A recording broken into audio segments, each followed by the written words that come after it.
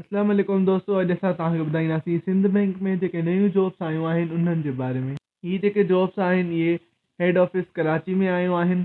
पहिरीं जेका जॉब आहे उहा आहे यूनिट हेड मार्केट ऐं लिक्विडिटी रिस्क जी। हिन लाइ 5 साल जो रिलेवेंट बैंकिंग एक्सपीरियंस हुजणु लाज़मी आहे। ॿियूं जेके जॉब्स आहिनि उहे आहिनि system administrator, IT support specialist, network security administrator, assistant database administrator.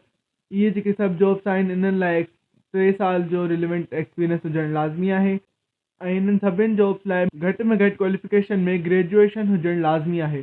ॿियूं जेके जॉब्स आहिनि उहे बैंकिंग ब्रांच में आयूं आहिनि।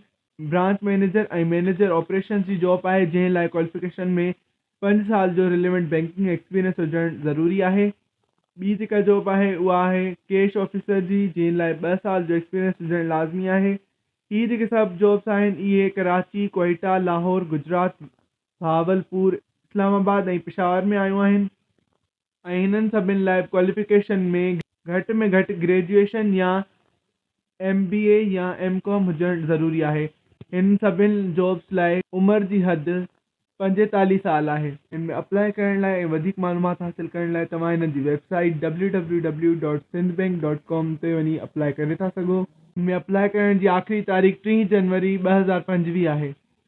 अगर तव्हांखे वीडियो इन्फॉर्मेटिव लगी तो इनके लाइक कयो, शेयर कयो ऐं वधीक इन्फॉर्मेटिव वीडियोज़ लाइ sindhipoint.com के सब्सक्राइब कयो।